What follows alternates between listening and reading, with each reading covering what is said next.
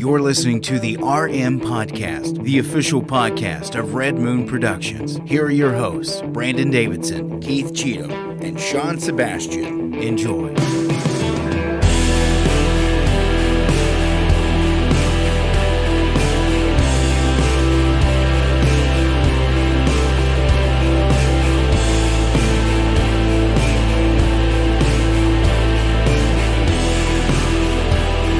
Welcome to another episode of the... Well, I had the cough. Somebody's got the COVID over there. Oh, man, I'm telling you. No, nobody's got COVID. I got phlegm. We're in the clear here. No, that was what, 2 or 3 quarantine. weeks ago? I don't remember when I was on here with the cough drops. I'm telling you, we're going from summer into fall. Still got all that nastiness, the crud. I'm one of your hosts, Brandon Davidson, alongside our normal new host, Sean Sebastian. And Crud. The Crud. That's right, tune in every single week right here on all your favorite social media networks. Live every Tuesday night, the Red Moon Podcast. We thank you all for tuning in. We got a good show tonight planned for you. Running a little behind on setting up everything. Hey, we made it. Everything's good. We're good. It's been an interesting week. But we had a nice night. It was a very nice night. Yes. Good kickoff to the NFL season. That was fun. That was all good great this weekend. Past week. Yeah, I think it all culminated. Like we had a great opening from Thursday to Monday with football, and then tonight we had a really nice night. Yeah. And I mean, I think it just, Good food. This is probably one of the better starts to a week I've had in a long time. There you go. Oh, well, you know what? And it's starting to finally feel like fall out there. Yes. At least here in Louisville. Yes. Football weather. Football weather. That's right. Camping weather is what I Ooh, like. there you go. I like that. That's right. Get yourself in a tent. You know, we have some, it's not really breaking news because we're not breaking it. It's kind of been out in the open for a while. It's broken news. We're not airing on Charter, but Disney is. They're back on Charter Spectrum.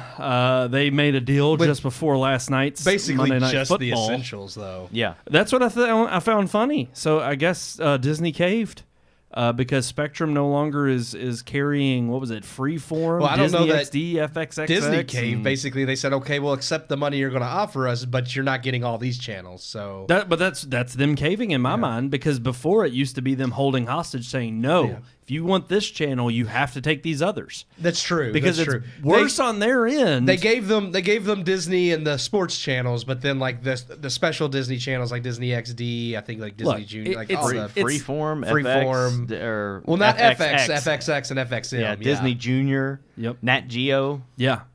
Because here's So the they thing. let them keep the basic channels. The big dark secret that everybody knows with cable is the reason you don't get a la carte cable is because all of these channels are owned by big corporate overlords. like Disney or and Paramount they or pretty much NBC. strike up a deal with a streamer of any kind, whether it's YouTube TV nowadays. I mean, these streaming cable services were not a thing 5, 6, 7 years ago. Nope. So you have, Sling TV even. Like, you've got all these different variations. And what it would be is they'd come in and say, no, these are our premium channels, but you have to support the rest of these. And it was a way of them burying the numbers for probably smaller networks that weren't doing so great, or they wouldn't have the large amount of their traffic. But of course, they still bring in ad money.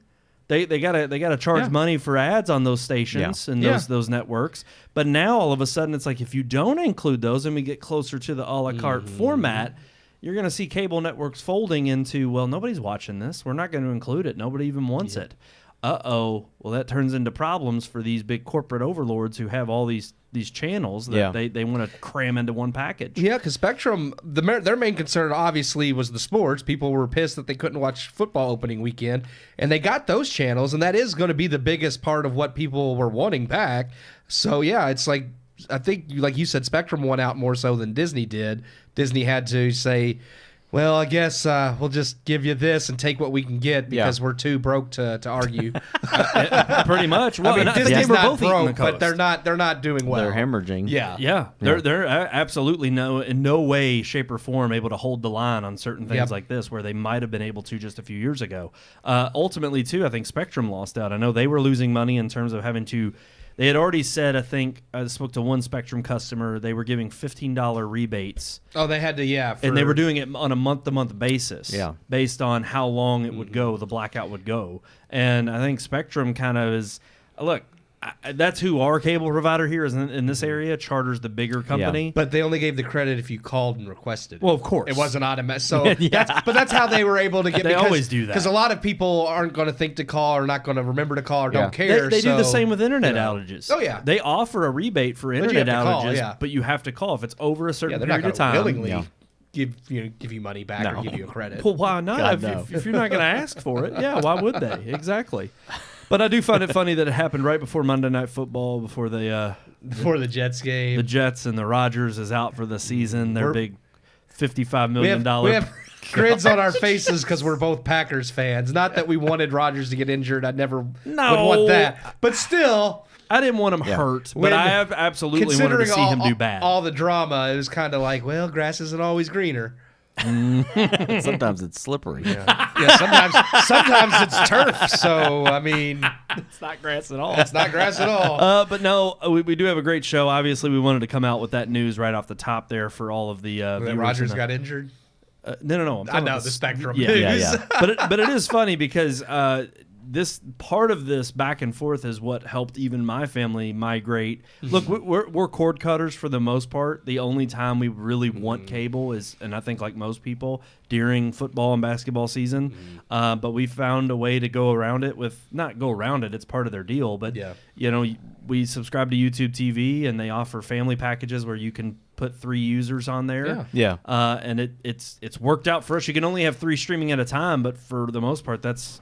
My whole family's not watching every single game.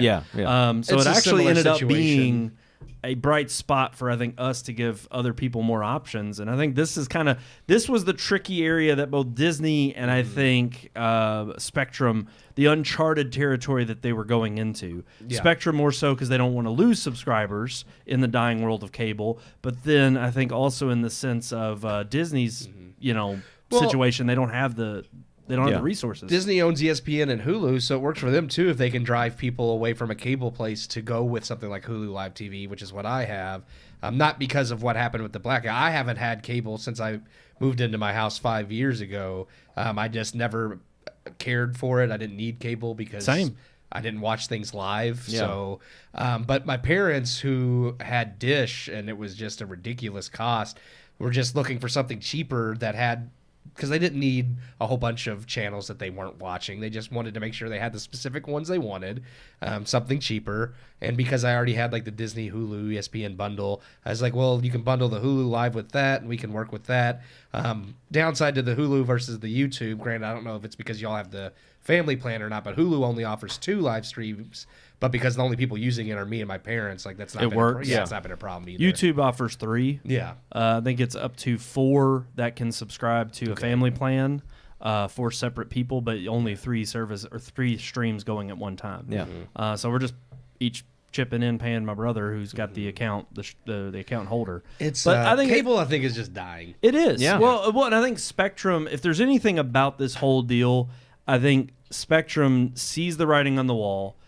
They're getting tired of paying ridiculous rates that continually go up after each negotiation period, and they lock it in, the deal in for a certain amount of years, and then of course it comes back around. This is known in the TV biz. I work for a TV station, and whether it's Dish, Direct, or Spectrum, there's always these deals with different cable channels that come around, and they're always constantly trying to figure out ways in which they can nickel and dime, to get on. I mean, heck, we pay. I think we get paid by cable because of us being an over-the-air station because we're a class. I think they're divided into classes, but they actually pay us to carry our signal because we're local TV and we're provided free over the air. But any other subscription service, they have to pay. That's why if you look at your cable bill, you'll have like $23 for local channels. Channels, which it is ridiculous that you have to pay for that. But if you don't have cable, just get an antenna and you can get it for free. which is great for NFL. When a lot but of when it them- comes to NCAA or other games that are college ball, you have SEC, ACC Network, ESPN. There's other channels that you don't get included that you would need a cable subscription for. Yeah. But yeah, I agree. It's like everybody sees the sign, the writing on the wall. Cable's dying. It's dying out quick, and I think they're trying to hold out. They're trying to maybe pull in one last little. I don't want to say it's totally for the consumers, but I think it's a way for Spectrum to save money and also say, hey, look, we're lobbying to make sure that maybe a la carte is down the road because there are these channels that nobody wants and nobody's watching. And great. I mean, I know it was, like you said, a different world with, commercials and advertising and all that. But, and granted, like you said, also with the big companies owning so many channels that they wanted to make sure, well, you can't have this one channel, let's take them all. But a la carte always, I think, made more sense for a customer when, like, you got 300 channels, but you're only watching 5 of them. So, Right. like, why do you want to pay this astronomical price for something you're only using like 95% of? Right. So, And because at the end of the day, even if you want to say, well, those other smaller channels that don't get a lot of traffic, it's like, we'll give a deal to a customer and maybe add on the channel for $1-2 a month. Yeah. And you'll get more subscribers. And it's like, yeah, but there's also still going to be channels that nobody subscribes to. And you almost have to ask, well, then, yeah, what's the point of it? And that's kind of the whole point is why should every consumer be suckered in to, helping fulfill or line the pockets of some executive that is running a channel that nobody even tunes into or wants or watches? I mean, at the end of the day, the most, consumer-centric method would be a la carte if you could. And then we would see a ton of channels just go away overnight because I guarantee you they wouldn't have enough subscribers to meet the cost of saying, yeah, this is worth keeping up. Maybe they should make better content. I don't know. Huh. Or maybe there's just too much content. There's too much. There's too much garbage out there. Which we're going to talk about that too tonight. Obviously, it's like a topic of discussion every week on the Red Moon Podcast. For but we several do weeks have a running. review we can get into. We do. We have one that's a little bit late this year. Yeah, my Big Fat Greek Wedding 3. That's it. Yes. We thought about doing Equalizer. We said no. I'm kind of curious if my Big Fat Greek Wedding 3 might have been a better choice. I don't know. No, this movie was like we'll get into it after the review, but it wasn't that bad. It's one that we were going to review back when it came out. We ended up not because it hit right smack dab in the middle of like Barbenheimer season, and then the slew of movies that came out then. I mean, you had Mission Impossible, you had Transformers before that. There were just the bigger blockbuster movies that came out that we decided to take a stab at. So we wanted to circle back. It stinks because I am hearing good things about the Equalizer, and I almost really do want to watch that series. I would need to watch all of them. Yeah. And it's like No, the first 2 aren't bad. See, and I want to watch those, and then I wouldn't mind going to see 3. I've heard good things about it, and I'd like to see it. So maybe I don't know, some road, some way down the future, maybe. But tonight we've got Asteroid City, Wes Anderson's flick that came out back in June. Yeah, we're revisiting it because hey, we needed a week off from the theater, and that was available, so we decided to check it out. My Big Fat Greek Wedding or the Nun 2, which did hit #1 at the box office. I'm not surprised at all. People love their horror films. The first one was terrible. And it was #1 when it came out. Oh, I know. So it's like Saw will be, I'm sure, make plenty of money, but it's still not going to be good. So yeah, I'm with you there. I'm not holding out high hopes for that. Alrighty, guys, let's get into it. Then here is none other our review of Wes Anderson's latest movie from the summer, Asteroid City.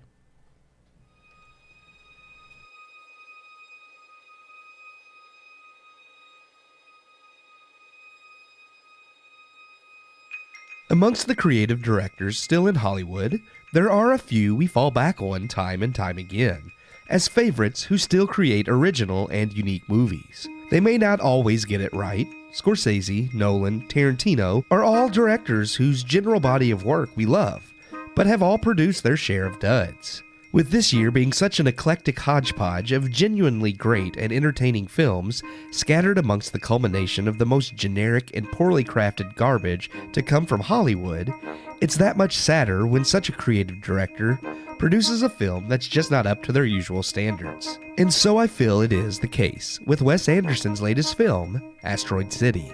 With a large ensemble cast of returning actors and newcomers alike, as per the typical Wes Anderson film, Asteroid City is similarly to The French Dispatch, a narrative within a narrative. Taking the form of a play framed inside of a behind-the-scenes documentary showing the play's creation, the main narrative being the play focuses primarily on the character of Augie Steenbeck, a war photographer in the play's narrative, portrayed in the movie by Jason Schwartzman. His son Woodrow, played by Jake Ryan, Midge Campbell, a famous actress within the play's narrative, played by Scarlett Johansson, and her daughter Dinah, played by Grace Edwards. Each actor, however, fulfills two roles, that of their character in the play, and the actor who plays them in the narrative frame of the documentary. The rest of the film is filled out with unique and quirky characters inhabiting the 1950s site of a meteorite crash not far from an atomic bomb testing site. Asteroid City, from a production standpoint, is exactly everything I have come to love from Wes Anderson. It's quirky and uniquely from the start recognizable as a movie made by Wes Anderson, yet at the same time different from anything he's done before, in production design and cinematography at least. Fast-paced, even for an Anderson film, the movie never felt rushed, and at a runtime short of 2 hours, the film is short, but maintained my attention and never felt lacking for additional screen time. The cast delivers solid performances, with Schwartzman and Johansson both giving performances that sat just on the cusp of eliciting emotion that never quite hit me, though I felt that was more due to the film's story than their acting. Steve Carell, as a new player to Anderson's work, gives a performance both different and yet still complementing Anderson's typical style of humor. But knowing he came on as a replacement for Bill Murray, I couldn't help but imagine Murray delivering a much funnier, drier performance. Jeffrey Wright, who starred in The French Dispatch, returns, and while his dialogue I think sometimes failed the character, he stood out to me as someone I definitely hope continues working with Anderson. Overall, the elephant in the room, however, is Asteroid City's script. For all intents and purposes, Asteroid City, from production to performances, is exactly what you expect from Anderson. But where it lost me was the script. The narrative within a narrative is done well, but comes right after Anderson's last movie, The French Dispatch, which not only does something similar, but much more creatively. The story in Asteroid City is a look into not just the unknown, but into the meaning of why we are here, what our life's journey is about. This is highlighted differently in different characters, and sometimes the story and a character has something interesting to say on the matter, with a few scenes closer to the film's end involving Schwartzman's character in the documentary segment delivering perhaps the most well-crafted emotional pull of the movie. Ultimately, though, a lot of the story and themes ring hollow as the story falls back on the tried-and-true Hollywood trope of the journey is what matters most, and that meaning and fulfillment in life can never be truly found. What matters is ourselves and who we try to find fulfillment in life with. And while the movie is a bit more hopeful than how I've summarized it, that is basically what things boil down to. It's a bland cop-out Hollywood is constantly guilty of, and with the lack of truly inspiring and relatable characters, less than clever dialogue from Anderson, and a theme that's generic and pointless, Asteroid City just isn't Anderson's best or most creative endeavor. It certainly entertains, and is humorous and full of charm, but the charm wears thin once the story gets lost in its pessimism disguised as hope. It's worth a watch if you are a diehard Anderson fan, but it certainly won't be remembered amongst his greater films. I give Asteroid City 2.5 out of 4 stars. Okay. There you go. I think that's the lowest score I've given a Wes Anderson film, and it's not, even 2.5 is not terrible, but I'm just like, it just didn't, out of all the movies he's had the last several years, I would say, I think I mentioned this to you, from Moonrise Kingdom on, like, I've really enjoyed each movie he's come out with, and I felt like this one, like, it offered nothing new from any of those movies as far as, like, story and characters go, the quirkiness. It's like, I almost felt like there was bits of each of those movies in this. There was bits of Moonrise Kingdom, bits of Grand Budapest, bits of the French Dispatch. Yeah. And I was like, it's not that, like, I hate that, but I just felt like it wasn't as creative as what Wes Anderson has done in the past. Yeah, I think that's the main issue that I had with the movie was it did seem like a jumbled, I don't want to say a mess, even though I did feel like some of the themes were kind of all over the place, but I felt like it was a jumbled bunch of stuff that he's already done. Because I actually saw different things that reminded me of the Royal Tenenbaums too. And it was just, I don't know, it was like this isn't different. All of those other films that he's done are extremely different from one another. Even though he uses some of the same actors, and even though some of their roles are kind of similar, And the humor I is felt just like, like- and yeah. the humor is dry and monotone and the same. But I felt like they all were unique, and this movie just wasn't as unique, other than the set pieces. Yeah. I thought the set pieces and the production design were extremely unique compared to some of his other stuff. But I mean, ultimately, it took me 2 times to watch the movie. I sat through about an hour of it and was just like bored out of my gourd, and then I revisited it and finished it, and I was just I was at 1.5. Oh, wow. I was like, this is my least favorite Wes Anderson movie. Wow. And I agree, hated it's my least favorite. I hated Moonrise Kingdom, but I I like that actually liked it better than this. Wow. Okay. So No, I think I'm right in there between you two. Yeah. I think I erred on maybe 2.5. But I may drop it down to 2, only because it is one of those I definitely see myself not revisiting. Yeah. no. I don't know. It was. I can't say I hated it. I thought the pacing was good. I did think that throughout I was thoroughly engaged with what was going to happen next. But the problem was the payoff wasn't there. Nope. There was just never a moment of, happy-go-lucky, feel good. And look, not everything has to be, but when your essential theme of throughout the movie is these kids who lost their parent, and yet it's kind of doom and gloom, but also then you have this whole Asteroid City event where people are showing up Well, in the just trying to town, find out, the meaning of life Right. and the unknown. And I'm like, and then even with the whole alien aspect of them all being blown away, and then yet it's comical, it's hilarious. I love the alien. The scene. alien That's is- the one is thing funny. I think he nailed. But and that's the thing. There's so many quirks again that you expect from Wes Anderson that are in this film that he gets right, Yeah. totally right. The overpass that goes to nowhere and it says closed indefinitely. Yeah. It's hilarious. But then you have even the alien who comes down and gets this rock and they're all baffled and they just watch him and then he just goes up in his ship and everybody's kind of talking about it. And then whenever he does visit them again, he just drops the rock back down to where it was, and then they leave, and almost as if that was futile. Yeah. Even for the alien, Yeah. his existence was pointless Yeah. because they just kind of cataloged this rock, and now they moved on to another Yeah. one, and it was just like That's it. that was it. That was the pointlessness of that, and it does go back to I think what the heart of what you say in the review, and maybe I would have felt different if this movie had released 5-6 years ago. But it's like this tried and true message that Hollywood continues to. It's not even I would say Wes Anderson is promoting in this. No. It's just more or less his maybe prescription for life or the I way think he sees things. That is, something more personal. Like this is his view on life, but it's just to me such a. It's displayed in the film. I mentioned in the review, like it's displayed like it's supposed to be this hopeful thing of, oh well, we can't really truly understand our purpose in life, but as long as we surround ourselves with good people and enjoy the journey and I'm just like, that's not hopeful. That's such a sad, that's a It's meaningless bleak, life. yeah. Yeah. Well, I told you, I think, Keith, after you recorded the review, I said I liken that to Boyhood, which one of our very first reviews on the podcast. And I was like, for a movie that literally is just showcasing this boy growing up throughout film, but it's supposed to be this kind of magnificent scene of actually literally seeing him grow up on screen in the span of that film. I'm like, the way the movie ends on a more kind of tepid, pointless, we're just all floating around in the space rock, just enjoying it. Like, there's no greater ascendance of purpose.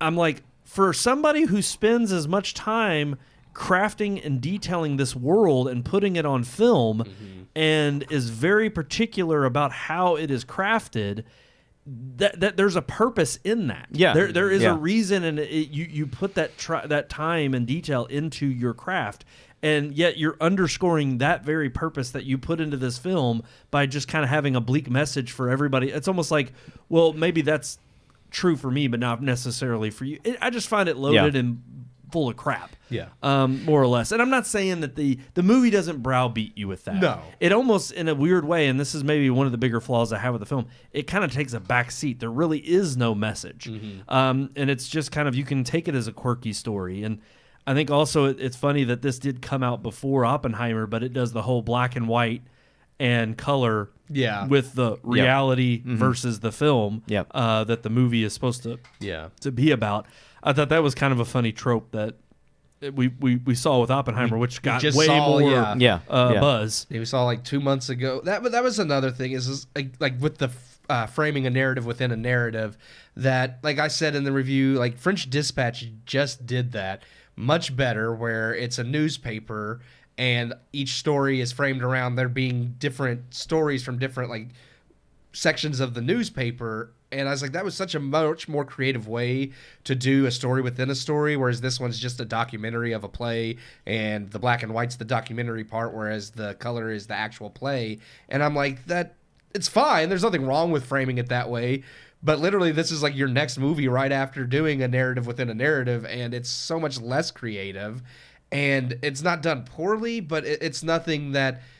Like, it's nothing I hadn't seen before, and coming from Wes Anderson, who's usually so much more creative, it was just kind of disappointing. Yeah, it's almost like he nailed the set design and the creativity there. But Yes. other than that, the story just fell flat. Yeah. Well, there's things that happen in a lot of Wes Anderson movies that I think kind of, when they happen, they catch you off guard and they're hilarious. The Roadrunner. Like, I mean, Yes. Well, there was the Roadrunner, but and actually, there's a thing about the Roadrunner that I wished that I was expecting to happen that didn't happen, and it's like one of those little random moments that I think, had something like that been there, I probably would have like fell off the couch laughing, like when Jeff Goldblum beats a dog with a newspaper in The Life Aquatic, and it's like, I'm not expecting that. It plays no role in the movie at all. He just gets up and hits a dog, and it's hilarious.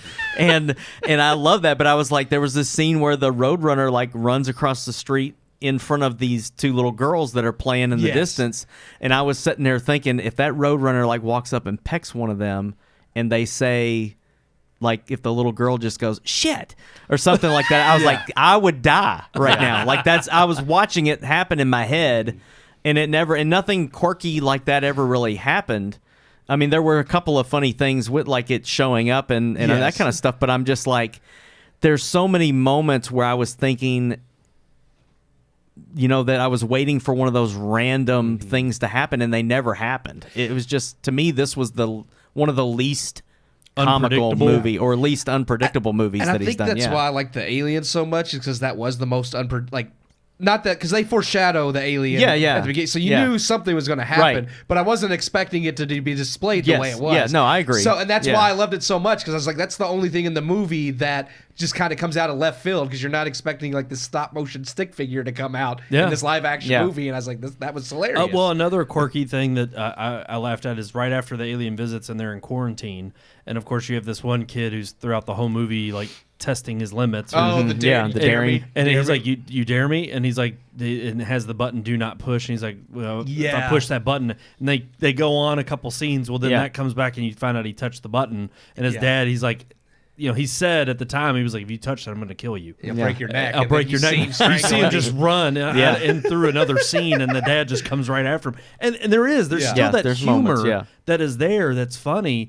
But really, when it goes back to even the black and white, and it just, there were times where I'm like, okay, is he trying to be meta? Is he trying to break the fourth wall? Like he obviously does in the Wes Anderson style.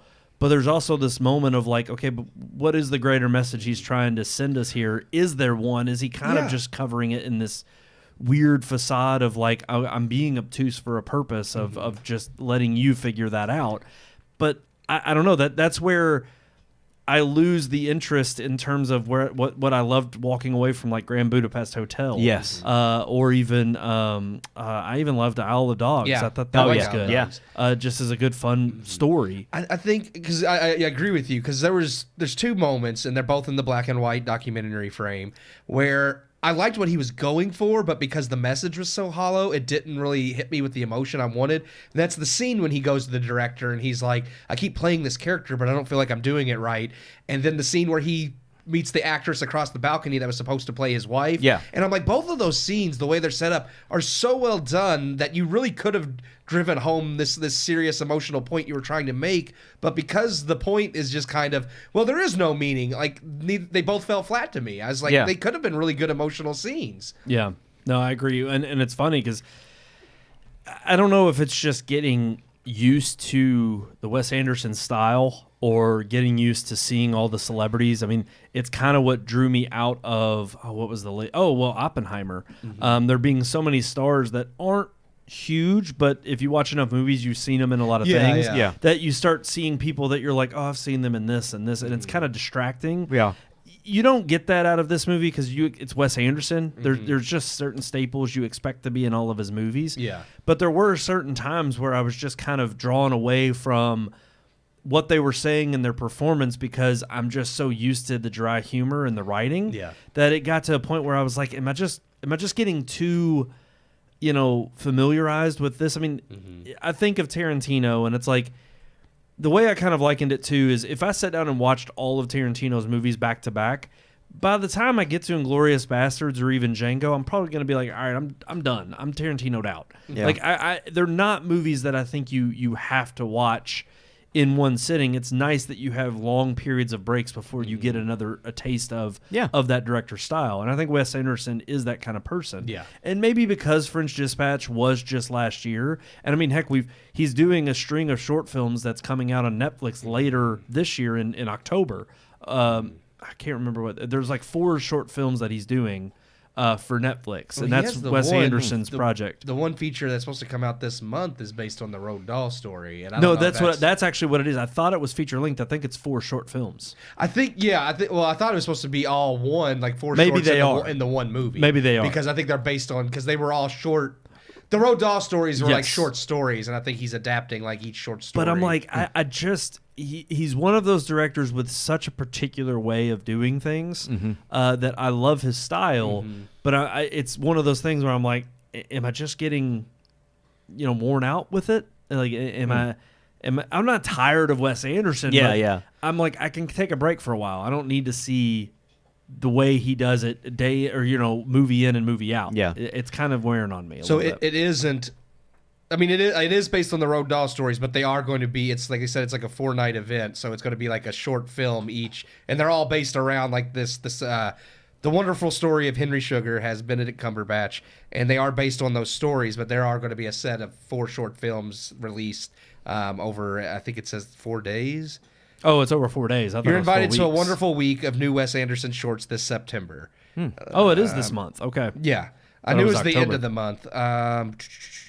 The shorts will be released in equally unique fashion with 1 film a day hitting the service starting with Henry Sugar on September 27th. The Swan, the Ratcatcher, and Poison will follow the 28th, 29th, and 30th. So yeah, each day they're dropping a short film based on the Roald Dahl. So I don't know. I'll toss that question over to you all. Are you all getting tapped out on Wes Anderson or I wasn't until this movie. Yeah, it depends. I mean, if these shorts are all really well done and I enjoy them, I'm not so much tapped out. I just, like you said, usually there's so much time in between the Wes Anderson films that I feel like it gives him time to recharge that creativity. And Asteroid City being right after the French Dispatch, having similar frame within a frame narrative, and so many similarities with all his other past films. I'm like, this one just didn't feel like it was something that was unique and creative. It feels like something he just churned out within a year, which is what he did. Yeah. And I also think, too, bringing up the French Dispatch, I could easily see people seeing French Dispatch or Asteroid City, one or the other, since they release so close together, and liking one and not the other, depending on which one they saw first. Not only just because of some similarities. Go ahead. I was just saying, one movie you get to see Lea Seydoux boobies, and the other movie you get to see Scarlett Johansson boobies. So do you?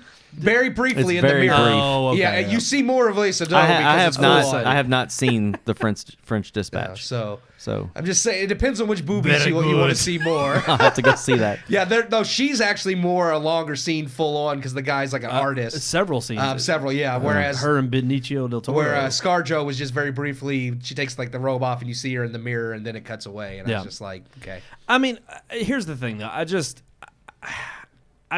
don't know if it is just the writing and there's writing when you got boobies.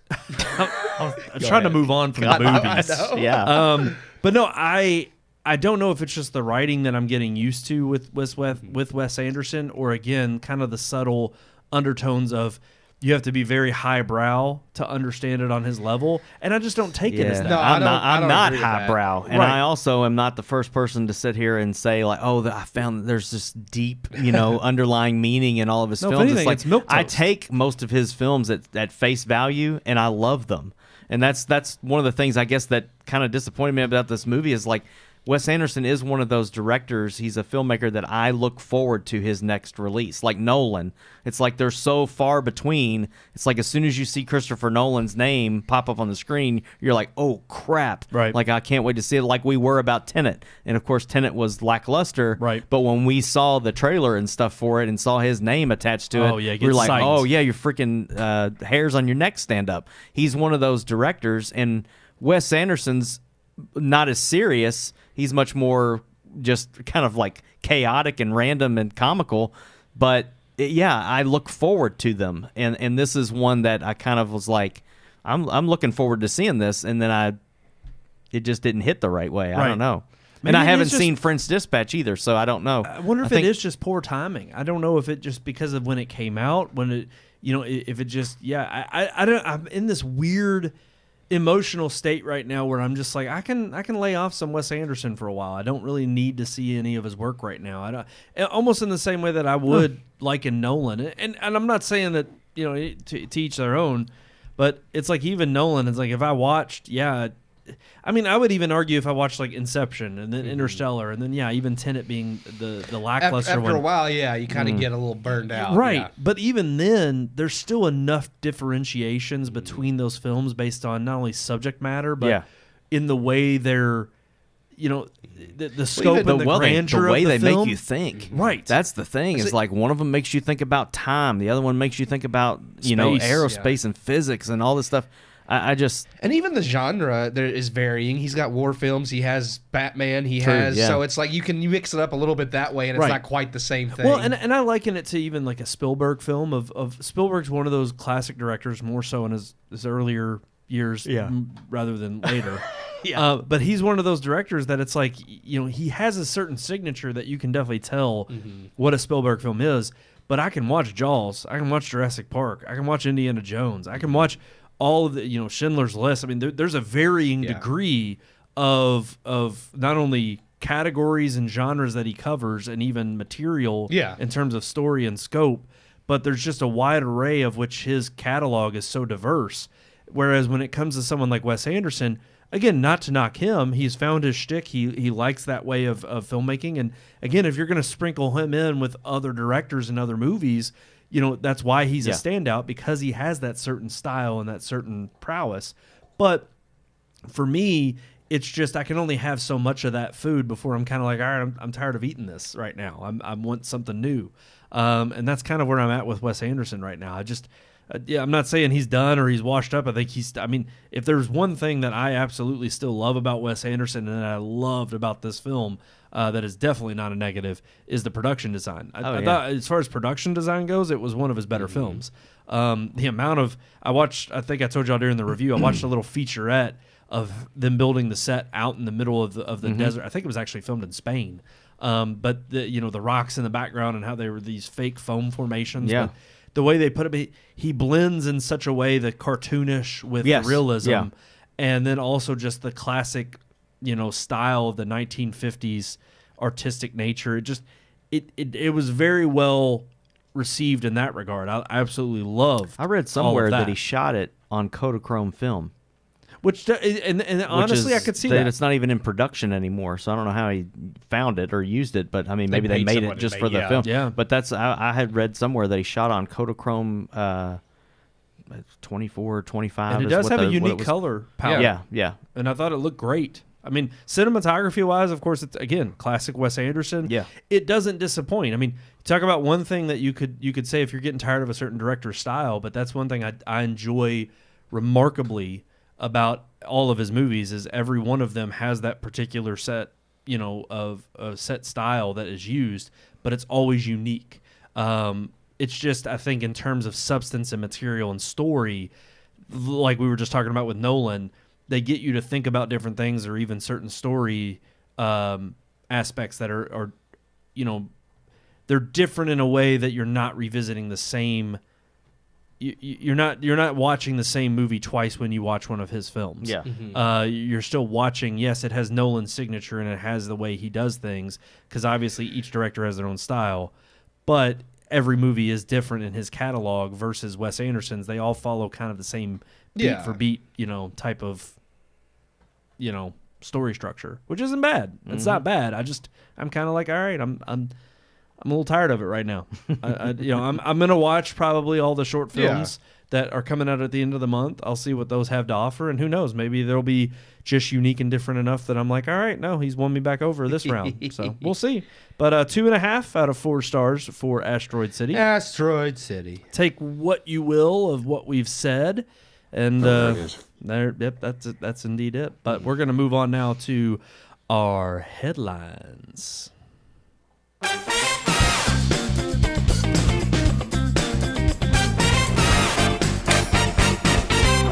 All right, we got one major headline to talk about this week because we already covered our other headline at the beginning of the show. All of our Spectrum and Charter members out there that are happy that Disney's back. They got to watch Monday Night Sports. But we're going to talk about something. I think you all will you'll like the title of this week's episode that I made, which is Rotten Tomatoes is rotten. That's clever. Ha! How about that? Took a genius to come up with that title. Yeah. Now let's talk about it. We've had our own fair share of criticism of Rotten Tomatoes here on the show. We've had, I think, over the last several years, plenty of times that's come up as points of, there's times where it's points of contention and there's other times where it's points of praise. But ultimately, I think we've now reached a point where it's getting a fair bit of criticism for the right reasons. Some points I agree with in the article that we linked to in the description. Other parts I think are a little bit loaded in terms of why they are going after Rotten Tomatoes. But it's kind of no secret that really, when it comes to a review aggregate site, there's a chance that things can get a little dicey and they can get a little loaded when it comes to beefing up certain review scores. And that seems to be what Rotten Tomatoes is being accused of and what they're being targeted with right now. So let's kind of dive into it a little bit and talk about it. Yeah. Is that it? I mean, no, So I have this- more to say. I yeah. just didn't know if someone wanted to go first. So this whole thing came up when an employee with Rotten Tomatoes, right? They sent an email out or released something about a movie. Was it Ophelia, and how that someone was paying for reviews. A publicity company, Bunker 15. So they were, I guess they took on the project of Ophelia to promote the movie for publicity. And it said early screenings, of which there was 13, 7 of the 13 came back negative, which would translate to a score of 46. Right. Rotten. Which is rotten. Anything under 60 is rotten. Yep. So instead of, because many publicity companies, it says will go out and they'll try to get like the best and most top-notch critics to watch their movie and review it and put it on the review. They said they took the opposite approach, in which they enlisted as many like small-time. It says, while most, I can read, I actually got it up. While most film PR companies aim to get the attention of critics from top publications, Bunker 15 takes a more bottom-up approach, recruiting obscure, often self-published critics who are nevertheless part of the pool tracked by Rotten Tomatoes. In another break from standard practice, several critics say Bunker 15 pays them $50 or more for each review. And typically, payments are not typically disclosed, and Rotten Tomatoes says it prohibits reviewing based on financial incentive. But of course, they could say we don't allow that, but it's happening. So, well, I was going to say, I think this is kind of the unspoken secret of the industry in terms of, they go on later in the article to kind of point out and directly say how easy it is to kind of bolster numbers and reviews, but also how it's become a marketing tactic because people have used it as a cheap way of saying, well, if we get in early and we get a certain amount of reviews that are positive, we can then buttress our release window with positive reviews from Rotten Tomatoes saying certified fresh. Yeah. Now it's become this marketing buzzword in the industry to help basically push people to the theater saying, well, if Rotten Tomatoes can be trusted. I mean, and I do agree with their points of criticism throughout the article where they're talking about how it's a simple review aggregate. You literally don't even have a varying degree. It's either a positive or negative in terms of the two camps that they put it's reviews just based in. on numbers of good reviews versus number of bad reviews. Yeah, but their point of criticism being that even when there's a gray area of someone like us even talking about 2.5 stars, that would technically take what we said and consider that a negative review. Yeah. Even though if you're looking at face value of these reviews individually, then you could potentially come in and say, well, they kind of liked it though, and there are some merits here to warrant a viewing of this film. It may not necessarily be a terrible, rotten film, but also at the same time, it may not be something I'm going to thoroughly... But hey, you know what? I trust these guys and their opinion, so I'll go with them. Whereas all they're doing is saying... It simply breaks it down into positive, negative, and then it lumps those together, and then it shuffles all of them and says, here's the aggregate of positive versus negative reviews. There's your percentage. Yep. And what these companies are trying to do is get that percentage up higher. The part, like what Sean was talking about with the email is actually in here where they have an email from an employee of Bunker 15 that sent out an email to a critic basically saying it's a Sundance film, and the feeling is that it's been treated a bit harshly by some critics. I'm sure Sky High expectations were the culprit, so the teams involved feel like it would benefit from more input from different critics. And that's where they're chastising them, is that they knew, well, it's a Sundance film and they were trying to aim for Oscars. They're trying to make it this, critically acclaimed film for award season. So they're like, well, some critics reviewed it badly, so we would like these other critics to review. Well, that's where the one of the critics writes and says, well, what if I hate the film? What would happen if I wrote a review and I hated it? And the Bunker 15 employee replied back and said, of course, we want journalists to be free to write whatever they like, but super nice ones often agree not to publish bad reviews on their usual websites, but instead quarantine them on smaller blogs that RT, Rotten Tomatoes, never sees. Right. So that's Just to essentially bolster, saying yeah. it's like, oh, if you're a nice reviewer, you won't give us a negative review, It's- or you'll well, publish it where nobody will ever see it. It's the whole wink, wink, nod, nod. Yes. And look, do us a favor. it's what any promotional production house, or not even production house, a PR firm is going to do. Yeah. The whole point is to, if you've been hired out by a production company to go out and promote a film, you want to give it the best positive buzz it can because you're trying to make your client happy, which happens to be the production company pushing the film. The problem becomes the disingenuous nature, obviously. And I'm going to read another part from the article, which I think is interesting, from a filmmaker Paul Schrader. He says, the studios didn't invent Rotten Tomatoes, and most of them don't like it. But the system is broken. Audiences are dumber. Normal people don't go through reviews like they used to. Rotten Tomatoes is something the studios can game, so they do. Part of me is sitting here thinking, yes, I agree that most people do hate it and they think it's a rigged system. But I think it's a little funny that he's going to point the finger at the audience and say they're dumber, and they're the ones who are just kind of Which is this funny is the because most problem. audiences, I feel like, don't like Rotten Tomatoes either. Every time I see someone, they're like, I don't go by that score. This is the reason you have audience That's true. scores. Yeah. And we're going to get onto that topic here in a sec. But the funny thing I think is interesting about that is, no, you have the problem right now, and we talked about this a little bit on last week's show, of way too much excess content. There's so much out there to consume that you're taking, the audience member and the consumer is taking the path of least resistance. Yep. They're going somewhere that they can just briefly look at something and say, am I going to love it or hate it?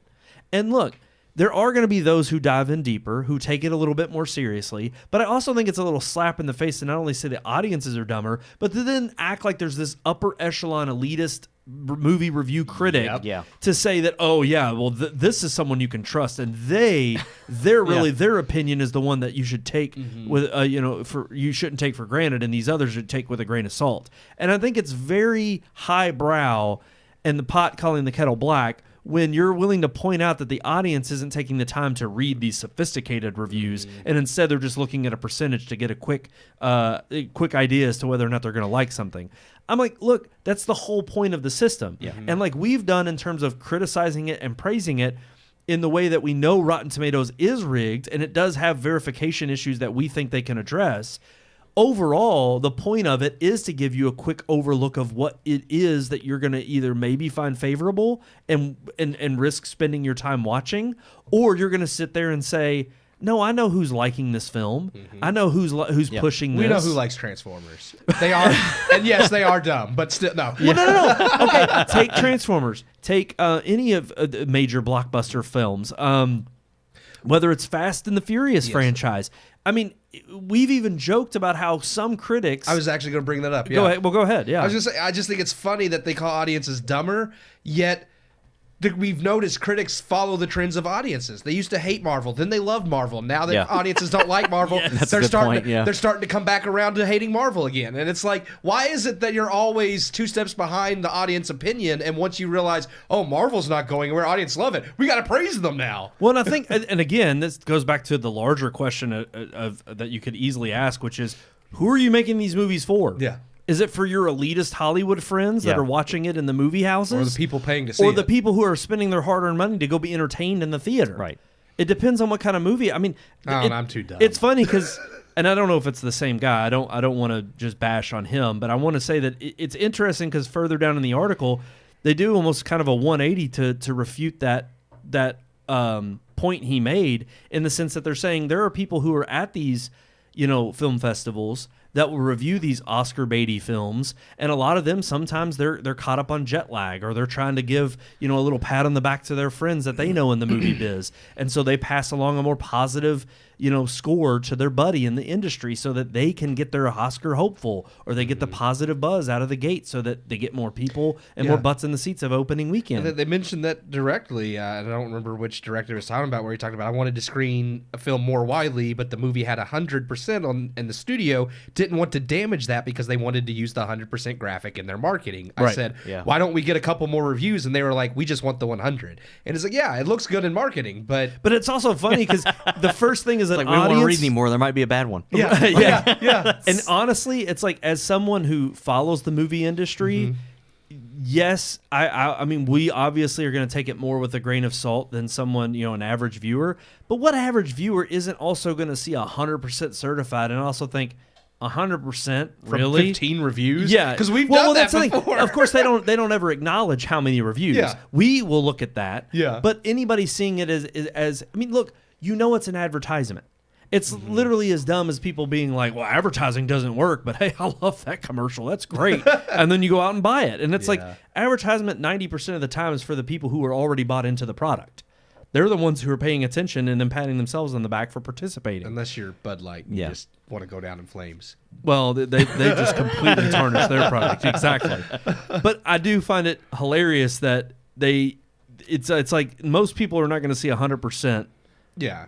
Rotten or a certified fresh score in a trailer and think, oh, I can trust that. And trust me, my parents aren't dumb. They know how these Hollywood highbrow people are, and the first thing they think of is when they see, oh, critics are raving about this, they're immediately like, well, we're probably going to hate it then. Yep. Because most of the time you get critics who end up giving favorable scores to these very, they talk down to you. Yep, They're pretentious. Exactly. I don't know a single person in my family that actually trusts Rotten Tomatoes. Like, all of them are just like, I don't care what the critics say. Even if I do, I trust the audience score. I trust the score of the people that have gone to see it and either been entertained or not. Yeah. And it's like, I'm going to see a movie to be entertained. I'm not going to understand the meaning of life or listen to your like woke biases from these critics, because that's the other thing is most of the critics don't take any of the values or any of the lessons that we would take from a film and from the story they're trying to tell.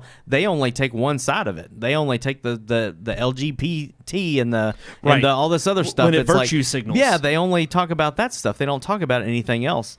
I think it's interesting, though. You did say, well, the movie with the 100%. I'd like to know what it was. It was a 2022 title, but it says that movie won an Oscar. So I'm like, they're basically saying, like, because of that 100% in their marketing that they were able to put up on the posters and everything, it ended up winning an Oscar. And I'm like, what 2022 movie won an Oscar that we would agree deserved it? Like, Well, I'm trying to think. but here's the thing: I'd have to know what movie. Well, it that's was what they that won't were- say the title, but But I do find it funny because they do talk about the movie Hoop Dreams. From here, I'll just read the paragraph. It says, "This is probably because Rotten Tomatoes, with the help of Yelp and Goodreads and countless other review aggregators, has desensitized us to the opinions of individual critics. Once upon a time, Gene Siskel and Roger Ebert turned a no-budget documentary, Hoop Dreams, into a phenomenon using only their thumbs. But critical power like that has been replaced by the collective voice of the masses. A third of U.S. adults say they check Rotten Tomatoes before going to the multiplex. And while movie ads use them to tout blurbage of Jeff Lyons and and Peter Travers, now they're more likely to boast films that have been certified fresh. But the funny thing is I feel like that even in of itself is you're giving into the idea that, oh, well, because there's a trend that we notice audience goers are paying attention to, well, then it's like I don't blame the studios and the PR firms for them backing that trend and saying, well, this is what people are promoting just by virtue of checking it out. We're going to pump that up. But is that a fault of the system, or is that a fault of just people going to this place? Because here's the thing, the more unreliable it gets, yes. the harder it's going to be to convince people that Rotten Tomatoes is worth trusting. Yep. That's what I think is so funny is it's a snake eating its own tail. It's like Rotten Tomatoes is only worthwhile in so much as you go and see a movie based on what it suggests is fresh or rotten, and then you end up walking away saying, no, I disagree or I agree. And it's like that alone is going to curtail your thoughts on how often you can trust Rotten Tomatoes if you're going to hold it in that higher regard. But it says to filmmakers across the spectrum, Rotten Tomatoes is a scourge. Martin Scorsese has reduced the director to a content manufacturer and the viewer to an unadventurous consumer. Where I do agree with Scorsese here is kind of like his problem and criticism of the Marvel industry with it being popcorn flicks and theme park rides. Where I do agree with him is like, it sometimes you don't it blurs your unintent, like it gives you an impression before you just go in and watch a movie completely blind. And I'd be honest if there weren't times where I definitely made a decision on countless occasions of smaller flicks or whatnot, or even if something I thought about, giving a movie a try, and then I see the Rotten Tomato score, I'm like, well, if not that many people liked it, it's probably milquetoast, so I'm probably just not going to waste my time with it. And that's the thing. Scorsese's kind of like, no. That may be a hidden gem you enjoy, and you're on the opposite end where you absolutely love it and others hated it. Like Mortal Kombat 1995, great movie. Certified Rotten, great movie. Oscar winner, best picture ever made. But it is interesting that you do have these people who will see the score, refuse to watch the film, kind of take a back seat and say, all right, that's a pass for me. Yeah. And I will say I hate when sometimes even on Max, when I get on there, or even if I don't know if Netflix still does it for some of their films that they release in theaters, but they have the Rotten Tomato score on there when you go to see the film. And I'm like, I hate that. I'm like, don't tell me before I click on the movie whether it's good or bad, because it's like I do want to discover that for myself. Right. Yeah. I'm going to have my own opinion as to whether or not I think this is a worthwhile movie. So sometimes it does influence your opinion in that negative sense that you're not willing to try something that you might have before. See, I see that. I'm more of a person that it's like, even though I see that the movie might not be that great, or at least according to critics or audience, it's like I still want to see it for myself because I want to see if I disagree or agree. And that's kind of where I fall on it. I still look for the divide between the critics and the audience score, because I think that's one of the most telling things about it. But I think, critics can be bought. Audience members can't. And that's why I still think it's important to have something like this, or even something like Metacritic. There's got to be something. Cinema Score. There's got to be something where the average moviegoer gets to have a say in whether they thought this was entertaining or not, versus the critics. Because I still, even the emails that we're reading in this article, the critics can be bought, and they can be not the $100 handshake kind of bought, but they can be influenced. Yes, they can be Or influenced. think about you it. Can Even if you come to a review site that's small traffic, but you're giving them $50-$100 or something for a review, Yeah. and it's kind of like a wink, wink, nudge, nudge. But also, it's the idea too that you're going to get publicity. Yeah. Yeah. You're going to get exposure now from being a positive review. Yeah. Especially these highbrow films that only do receive. That's what I think is so funny is you see some of these movies that only receive a handful of reviews, 16, 17 reviews. And it's like, well, no wonder it's 80%. Because the only people who saw this were these people who would enjoy this film anyway, or it only appealed to them, and nobody else really cared Yeah. to watch it. Or it's like you said, the good reviews are loaded up front because this article does mention Marvel and Ant-Man Quantumania, how early on it had like an 80-something. I think it said 86. Yes. Where only good reviews were on there, but then as the movie was out and they were allowing all these more reviews, it dropped way down to I think like 60-something because people realized this isn't good. This is garbage. yeah. And That's then, crap. and then they also bring up the fact that it backfired for something like Indiana Jones. Yeah. Where it came out and they released it to the people who were at these film festivals and they all disliked it. So then the Rotten Tomato score was really low in like the 30s. And people didn't want to go see and it. then it actually kind of bumped up when people saw it in the theaters. And I think it ended up settling it like it's in the 60s right now. Yeah. But it's funny that it's like that's a perfect example of how it can backfire on you too, Yeah. which only it's not a foolproof method. Yeah. But it underscores the very point of Rotten Tomatoes not being something that is, oh yeah, this is the only aggregate you go by. Yeah, it's not a definitive. I like No. you said, I like Cinema Score because that is actually just a poll where an exit poll, whereas people are leaving the theater like, did you like this movie or not? And it's kind of nice Well, because you and get that initial anymore, reaction. who is taking in? I mean, if you're really a diehard cinephile, or even you're someone who, even us who watch and review movies on a regular basis, have our own. We have a podcast about our own opinions on these movies. But it's like even your average film goers, it's like if they're really interested in seeing something, they're not going to just go to Rotten Tomatoes and see the percentage and that's it. They're going to do a little bit more digging. And there's even, that's the thing too, is you can go down and read the blurbs from people who have reviewed it and who are their certified critics or who are the audience scores. Yeah. And in fact, I kind of wanted to pivot to the audience scores because that's the next beef that I have with this article, but also what I think most ire has come for or from Rotten Tomatoes in the recent past because they specifically bring up the whole Marvel or Captain Marvel incident. Yeah. But let's get into that. It says another problem where the trickery often begins is that Rotten Tomato scores are posted after a movie receives only a handful of reviews, sometimes as few as 5. Even if those reviews may be an unrepresentative sample, this is sort of like a cable news network declaring an election night winner after a single county reports its results. But studios see it as a feature since that is a little elbow grease. They can sometimes fool people into believing the movie is better than it is. We were just talking about that with regards to whether it was Indiana Jones that failed miserably or Ant-Man and Quantumania. But then, sorry, I want to scroll down because it gets into a little bit more.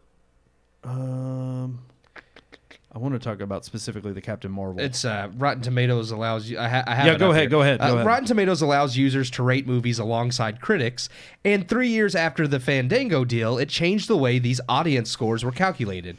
Misogynist Loaded. trolls, misogynist trolls had hijacked the platform. They didn't hijack crap, but coordinating. That's vulture.com for you. All these people were coordinating, but anyways, they were coordinating Oh to yeah, tank women-led Vulture. movies. Real quick, highbrow elitists. Oh, I know. Yeah, It yeah. is. Anyways. Absolutely. So, anyways, misogynist trolls had hijacked the platform, coordinating to tank women-led movies, which what didn't happen, like Captain Marvel, before they opened.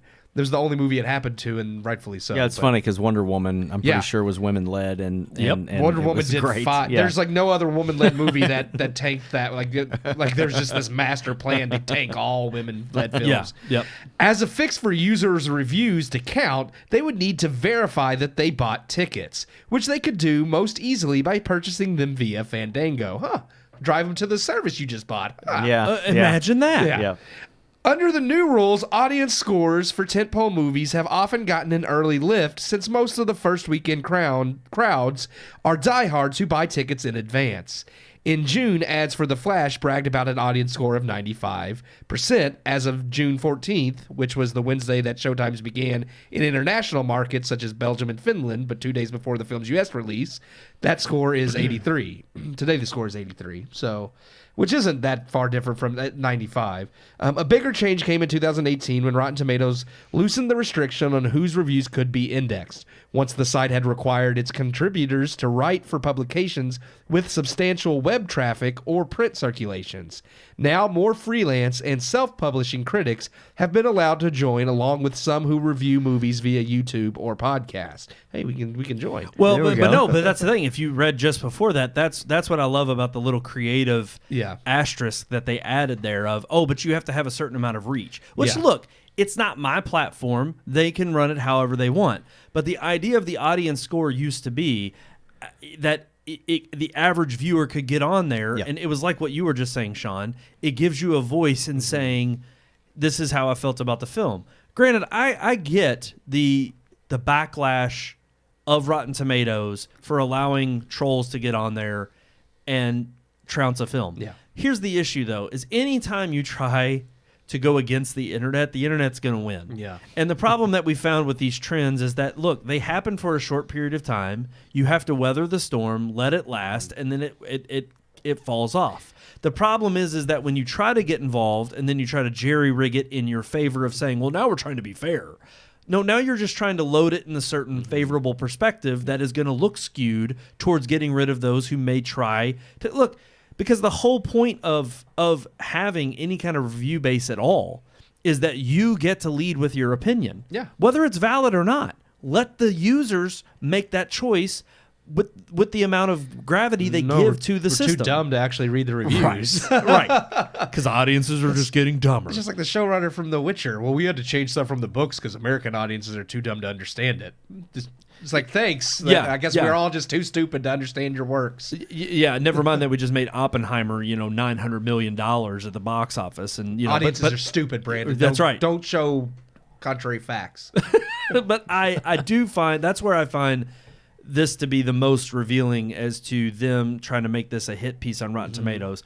And look, I will agree with them that yes, Rotten Tomatoes is rotten in the sense that it's been known for quite some time that the review aggregates are not the most, articulate, and they're not the most well-rounded. But at the same time, if it's the only review score that you're going to, then I would just simply say, look, why don't you and that's kind of what the article's, I think, ultimately doing is they're saying, look, you can't trust them. Okay, that's fine. But you have to leave it up to the viewer. Either one, to trust their scores in so much as that the moment they see something they disagree with, they're no longer going to trust it, or you're going to go to other places, whether it's IMDb, you get on there, they have their own 10-point scale. And they have their own ways for which you can attribute to the review scores and whether or not you get counted. But also, I do think it is interesting because, when you do focus on the audience scores, regardless of these safeguards they've quote-unquote put in place since the whole Captain Marvel incident, audiences, we've seen a bigger divide between audiences and critics. We've seen, like you said, that stark contrast of certain movies that we expect are going to be the Oscar baity films versus what average film goers are going to like.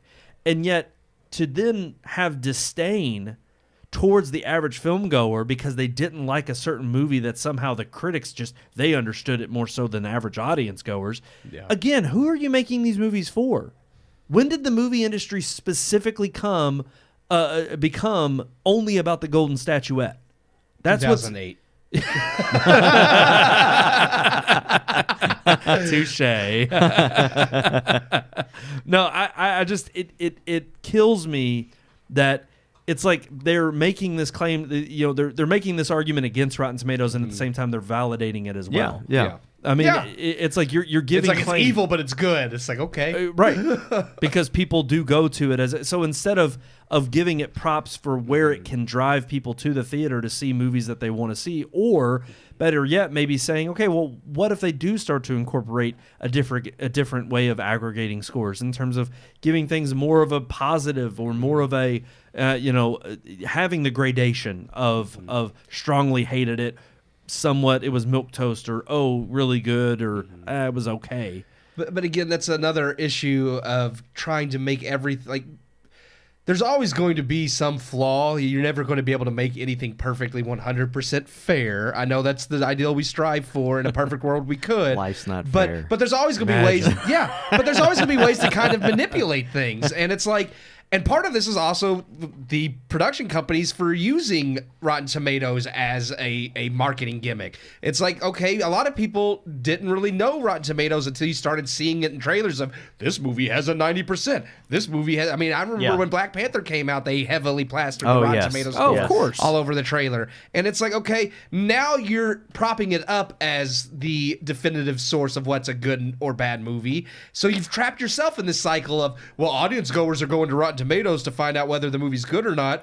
And it's like, well, yeah, because you keep promoting it as the source to find out whether a movie's good or not. And I still can't help but still go back to the idea that people are inundated with. I mean, we're on social media all the time. We're on our phones. We're constantly being bombarded with things that take up our time. And it, if anything, has become increasingly, whether for good or bad, it has been increasingly harder to get is time. And it's like, with that being the case, I mean, like, look, we're in a time, we're at a moment in history where it's getting more and more bifurcated how we spend our time, whether it's with our families and our loved ones, whether we're, at work and, then we come home and it's like, what are we going to do? Are we going to sit down and play a game? Are we going to sit down and watch a movie? Are we going to go out and see a movie? Are we going to go see a play? Are we going to go to the theme park? There's all these different ways in which you can entertain yourself and enjoy those little, pieces of life. But when you stop when the craft becomes more about the industry and its survival than it does about entertaining the audience you're making the movie for, that's a point of contention. Yeah. And also, when you do make things that are solely for sucking the life out of time that I have, that I find precious, then I'm going to resort to methods of my own to figure out what is worth my time. And that's why it's like the same with reviews of games. It's like, I'm not going to go play a 60, 70, 80-hour game to find out if it's good or not. I'm going to get the general consensus from different review sites that I trust or that I weight in terms of what I think is more trustworthy than others. And then I'm going to take my own opinion in the matter, and if it's a genre I like or a story that I'm focused on, and say, all right, I'll give that a try. Or, no, this isn't worth my time. I don't have the time. That's not just the time investment, your money. Yes, I mean, that when a game too. is $70 and you buy it just to find out that it's broken upon release, when you could have read a review that said, hey, maybe wait until this has been patched 2 or 3 times because right now it runs like shit. Yeah. That's the difference. That's a $70 difference in your life. That's it's right. Not just the time. No, absolutely, 100%.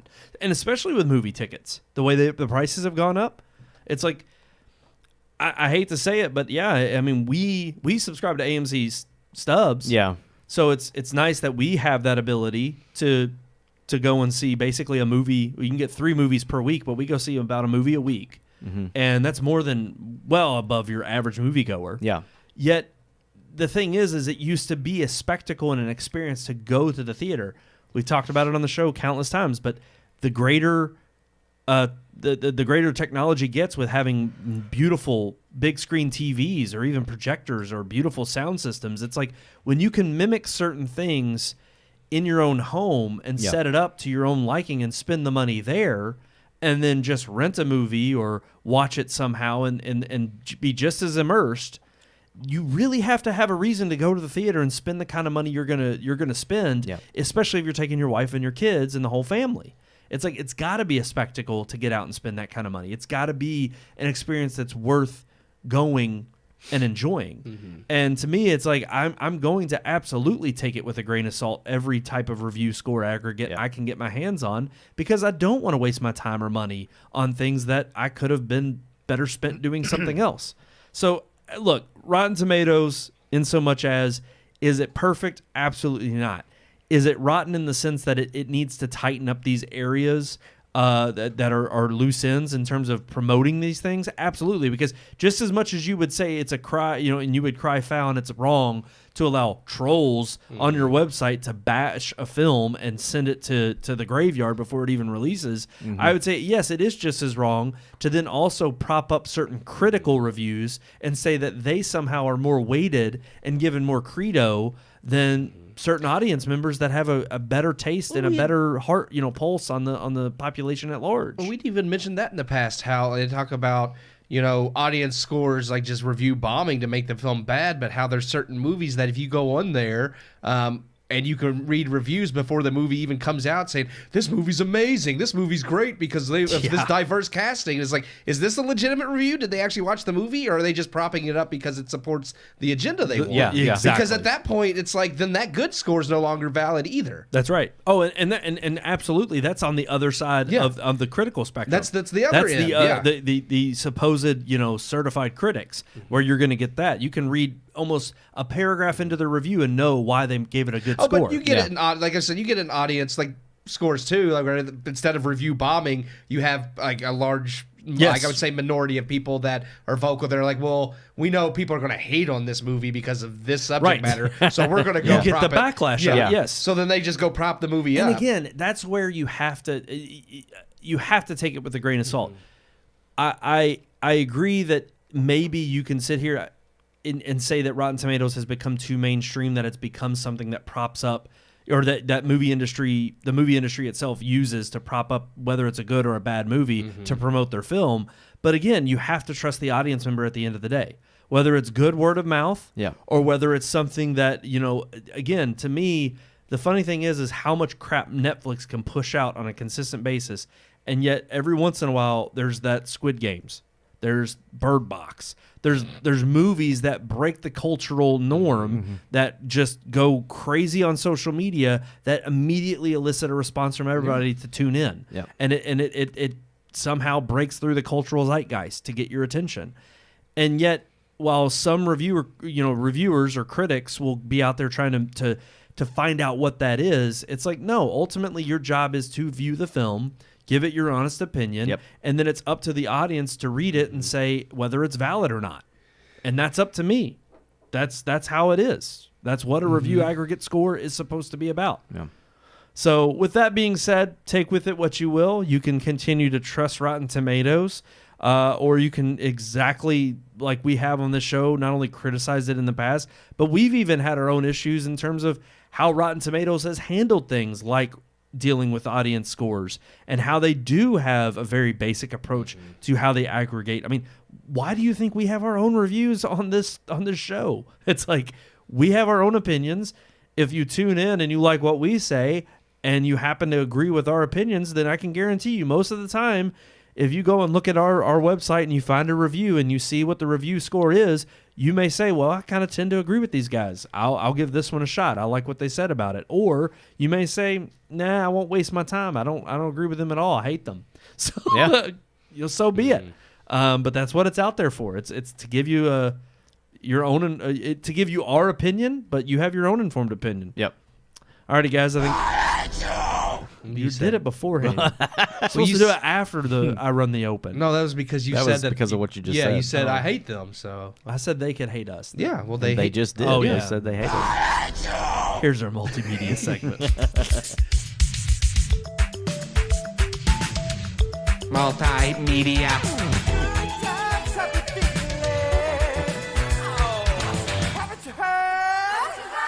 multimedia. That one comes after you run. I tell you, you got to use more on that board. Share the load. There we go. I like that one. Yeah. The other ones I actually use when it's appropriate. Those two I just throw in there because it tickles me. It does. Well, if it tickles you, I guess I can be happy with that. Yeah. Mainly because I know it annoys you. He's like, he regrets putting those on there. I don't. I enjoy them, but man, they're just. It's like I know they're coming every show. As soon as he Coming moves his every hand, show. you're like, here it comes. It's like he's going for it. Because the other ones are like actually legitimate, like good quotes from movies that I'm like, oh yeah, I love when he says that in that movie. Those two are just like, man, those lines are so terrible, so terribly delivered. Well, what could be terribly delivered? Oh, okay. I'm trying to do a segue. Segue. Yeah. Chimpanzee riding on a Segway. Great song. But no, should the days of DLC be behind us? Should they be? We were just talking about games, and we were talking about wasting time, and I just wanted to bring this up because we've talked about games and our affinity. I mean, we grew up with gaming culture and, I'm a seen little its growth. on the fence We're about gamers. this. Mm-hmm. Mostly because I'm tired of this, the dumb, like, oh, pay this much money and you get these better guns, or you get this aesthetic, or you can unlock these characters. Yeah. I'm like, that stuff should just be in the game. I don't want to pay you $30 to unlock characters that I should be able to play and unlock. Even though Brandon just did. Those were worth it. They were. Smash Bros. Anyway, but for me, like, I think some story content, depending on what it is, like if it feels like a fresh idea, like the Last of Us DLC, I can kind of understand, like, okay, it adds a little bit of extra content. It's not a full game's worth. But then at the same time, you could say, well, why not just develop that more and add it on, and add it on to the next game, because that's what happened with Tears of the Kingdom. It initially started as Breath of the Wild DLC. They had so many great ideas. They were like, oh, we can make a full-fledged game with these new mechanics rather than DLC. And I'm like, maybe that's a better option, because it does get really annoying. You pay $70 for a game, and then they're just like, well, here's all this, but if you want to play these added features, and it's not something that they planned after the fact, like, oh, we have a great idea for a mechanic that we can sell as DLC. No, they sell you DLC packages when you buy the game. You go, and they're like, pay for the season pass so that you can get the DLC when it comes out. So you're already planning on making stuff that you could have just incorporated into the game. More or less. Yeah. Okay, Sean, you No, you look like I you was have just simply going to say that I think that's, if you want to make money, that's how you do it. Like, Yeah. I mean, it's like they make a movie. They already planned on making sequels to this movie. Like, they know that they're going to bank on another outing and another outing. And I feel like with some games, the DLC, like primarily multiplayer games, I feel like this is going to be a big multiplayer game for the next 3 to 5 years. So you pump out a $70 game, and then you've got 5 years worth of maps and new stuff. That's that's where that motto of the DLC, I can see it works. Mm-hmm. It brings in a $30 or $40 every year. It keeps people playing because the game would get old and stale without something new. So I get that. But then it does show a support for a game. In yes, terms, yeah. And I mean, that's a great example though. Destiny 2 is, God, how many years old is that game now? Yeah, in that sense, I do understand it. And there's still freaking DLC coming out for it. Because that's similar to like a World of Warcraft situation where it's like you're just expanding constantly upon the game. Yeah. So in that sense, I do kind of get it. I'm not so much opposed to that. I remember that from like The Sims. On the PC, you'd have expansion packs. And then you just buy the expansion pack rather than, which is basically what that type of DLC for Destiny kind of is. It's a new expansion pack. Sometimes I understand. There's only so much you can pack into a $70 game. If they were going to take all that DLC and put it in there to begin with, it's a $200 game. There's some that are like that. Yeah. Some that where the content's on the disc and it's not unlocked. And then you have to pay later to unlock or it. pay to unlock the things that are already included in the game. I remember the controversy surrounding that. Yeah. It's like, if it's already on the disc, I paid for the disc. Give me the content. Right. That's why I said I was on the fence, because there are certain situations where I think DLC is not a bad thing or a bad idea. But then when you have like, the pay to win DLC where, well, if you want all the best gear, then you're going to have to give us more money. I don't like that. And I'm just like, no. Like, if I can't unlock it in the game, that's stupid.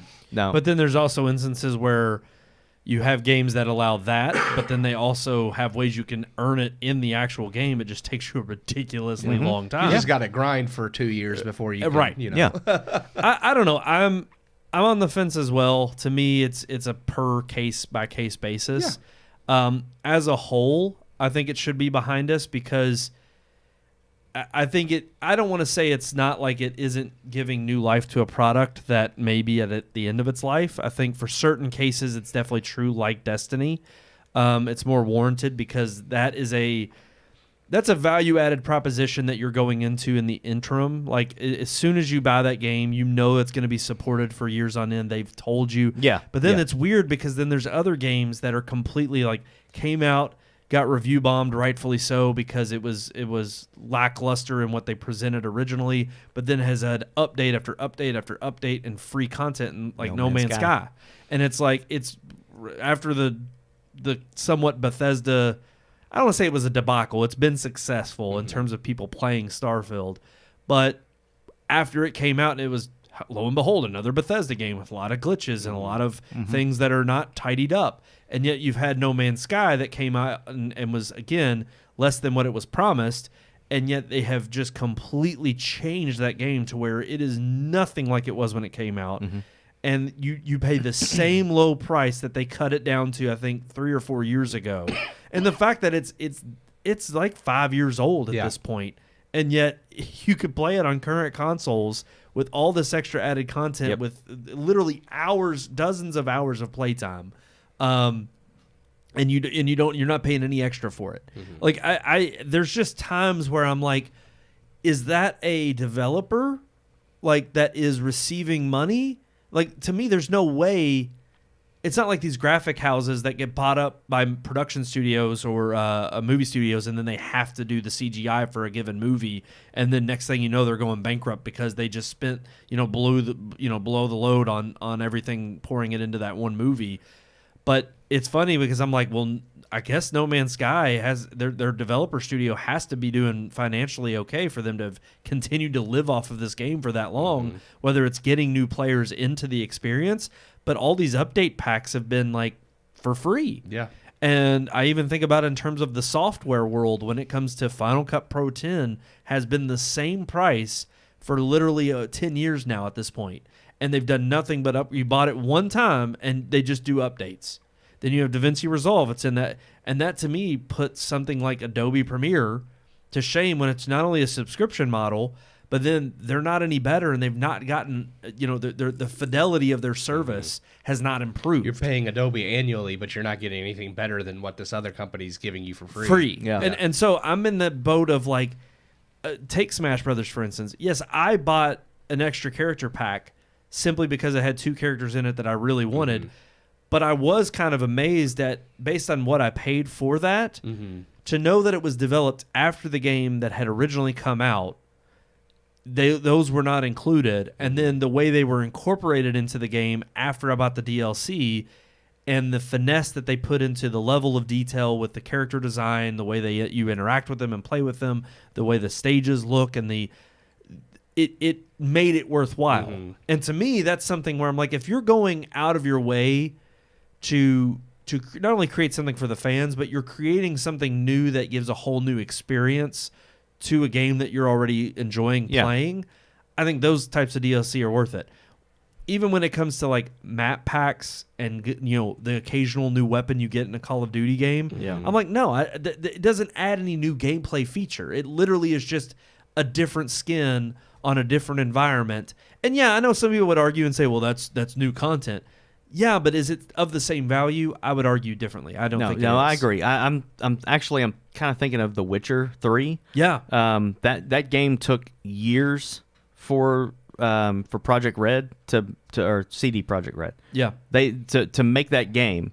So between that game and the next one that they were working on, which was Cyberpunk, they came out with DLCs for The Witcher. Now, The Witcher's story is told. It has an ending in The Witcher 3, but the DLC just adds story, it adds locations, it adds these things.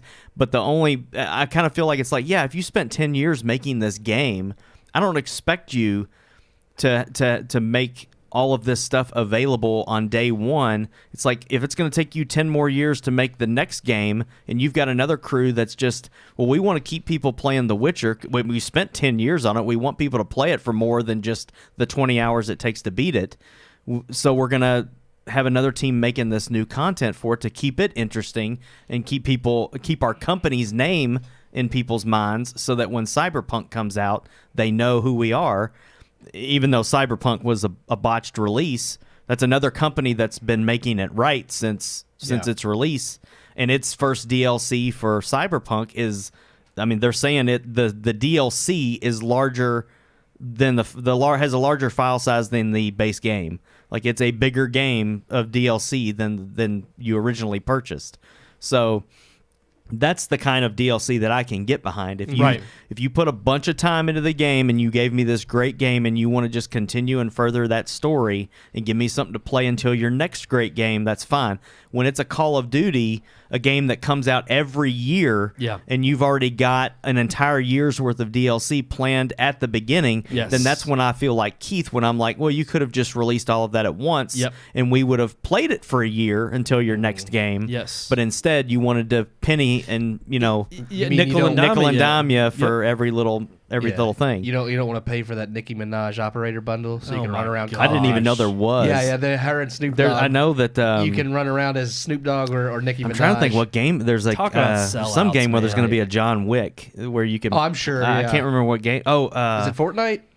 I think he's been on Fortnite. It might have been. It'd be awesome if he was in Mortal Kombat. I think it's Mortal Kombat 1. That would be the new one. amazing. I think there's going to be something where you can unlock John Wick. They always have special. And actually, Mortal Kombat's a game where I do kind of understand it. It's like you have these action or horror icons that kind of fit with the graphic nature of the fighting game. That's kind of fun to play as. But who the heck asked to be Nicki Minaj running around Call of Duty? Right. Yeah. Right. Other than now, people are doing it because it's ironically funny. Like when they kill you, they can teabag you as Nicki Minaj, and it looks like she's twerking over you.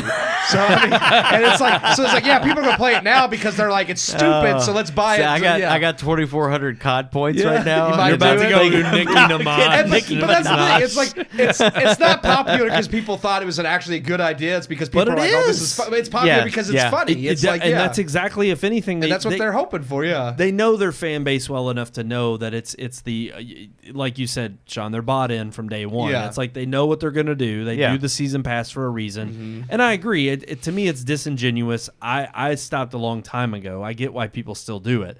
But it is interesting that it's like, yeah, I agree. There's two different ways to approach the idea, which is if you're going to create a massive amount of content that is able to be, given to me in such a way that it's like, all right, this is adding new story elements. This is adding new level of depth. I mean, The Left Behind is a good example. When it came out, I was like, okay, I wanted to know more about that world.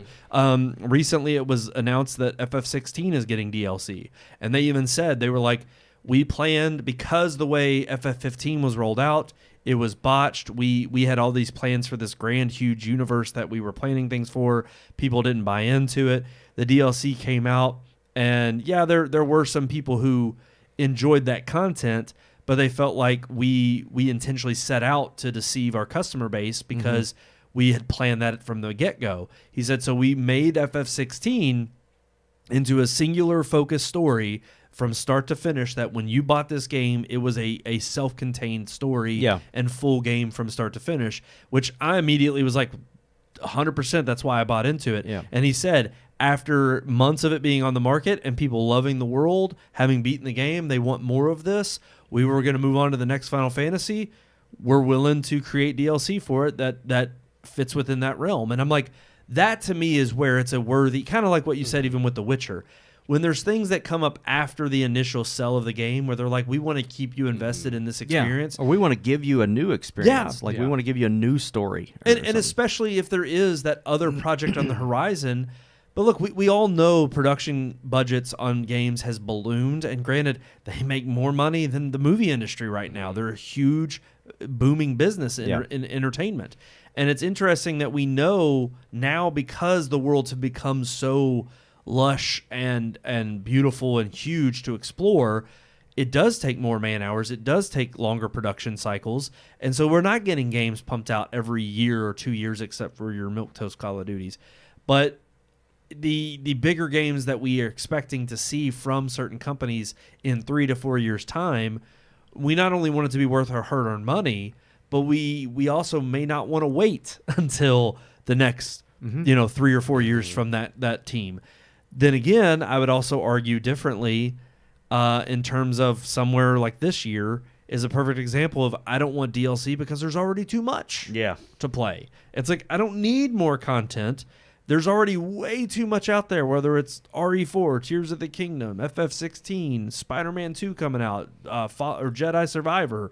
Now people, I'm not into them, but Baldur's Gate 3 and Starfield. It's like these are massive open world games that take years to develop, and then when they launch, you want people to get in and explore and see everything the world has to offer.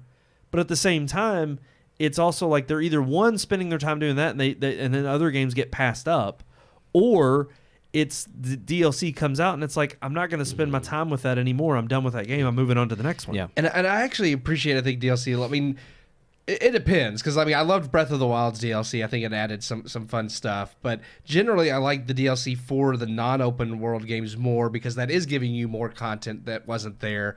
Whereas like it's more story centric, mostly. Not everything. I feel like there's a rumor now that the next Gears of War they're developing is going to be open world. It's like Halo didn't need to be open world. Gears of War doesn't need to be open world. It's like it's too there's no reason to have this massive endless field that's not going to have crap in it to explore anyways because it's a shooter. Well, that's why a lot of people have been giving praise to games like Jedi Survivor or even God of War. And I would argue that God of War, the 2018 one, when it relaunched, it kind of perfected it in terms of you got this hub world. Yes. You've got a massive, smaller open world here in this hub that where you constantly come back to, and there's new things that are opened and unlocked as you progress. But then there's these other more linear experiences and offshoots, but it still all feels connected and integrated. Yes. And to me, I prefer that more so than, like you said, the huge I'm okay to dive into that world every once in a while. I'm looking forward to Spider-Man 2 because it's like that. Yeah. But it's still on an island. It's still to a certain degree smaller. Yeah. But it's also, what do you fill that world with that it doesn't feel empty or desolate? Yet also at the same time, there's certain DLC that I'm just like, I don't want to, even for games that I enjoy and that I want to play. There's sometimes where I feel like, okay, I was part of the reason this discussion came up was because I was glad to hear that they said they weren't doing Tears of the Kingdom DLC. They were moving on to the next mainline, Zelda game, and I'm like, I appreciate that because that's them saying we know there's more than enough for you to dive in and indulge. And it's like wild. Of course, you're going to have consumers who just eat up every bit of Tears of the Kingdom, explore every bit of it. There's probably some that have already gotten to that point of having done everything in the game. And they want more still. And they want more. Yeah. But you know what? Your average and majority consumer that's going to buy it and play it here and there, I think you even said, Keith, the first Breath of the Wild, it took you like 2 years before you really got your fill. Till you were done, and I mean, I didn't play it every day, but it was one that I revisit because that's the thing. You let it incubate. That's what. Yes, I did. I incubated, and that's what I love about open world games. And I mean, and there's only certain ones I get into because I don't hate open world games. I just not everything needs to be one like Gears of War, but like Skyrim, Breath of the Wild, the Grand Theft Auto games. Like I like ones that. Yeah, you can go through and beat the story fairly quick, but there's still enough to do that I could spend a couple years going back because you do get your money's worth. Like, you pay $70 for a game, but it has enough content that you can keep revisiting side missions and different aspects and go run around exploring things. And it's like, it gives you like plenty to do, and I appreciate that. But not everything needs to be that. And when you are so massive, you also don't need, like, Breath of the Wild's DLC was fine. Tears of the Kingdom was twice as big. I said, like, I don't feel like it really needs the DLC. I'm fine. I still haven't scratched halfway through getting through that game. So it's one of those things where it's like, it's been out for almost a year now, and it's going to be another year before I probably complete everything in it, just like Breath of the Wild was. Yeah, I agree. Ultimately, it's again, it's debatable as to whether or not you're for it. I think in certain cases it's warranted, in others it's definitely a cash grab. Overall, I've got way too much on my plate that I can thoroughly enjoy. It's kind of like I'm with you. It's like I'm gonna take bites and little chunks here and there. It's like Thanksgiving dinner. You just get you a little bit of there. A smorgasbord of stuff. Yummy. But no, we did have one email. We're gonna hold off. We're gonna answer it next week. Nathan, I'm sorry, bud. It's a little late. It's a little late. We got to wrap things up here. We do have his email from last week. He actually sent it right after the show.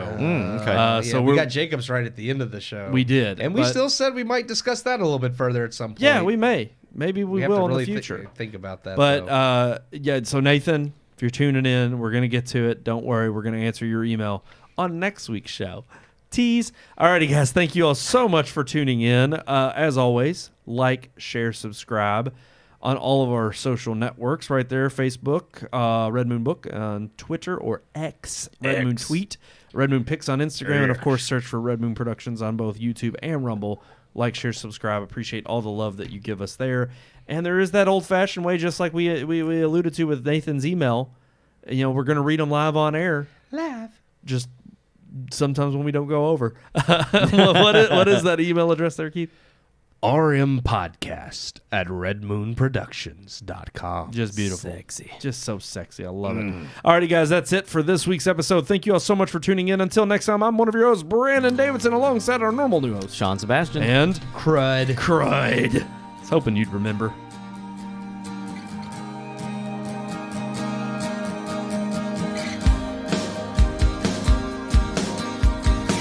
We hope you enjoyed this week's episode. For more reviews, previous podcast shows, and everything Red Moon, visit our website, redmoonproductions.com. You can also like us on Facebook or follow us on Twitter by searching for Red Moon Productions, LLC. We'll see you at the movies.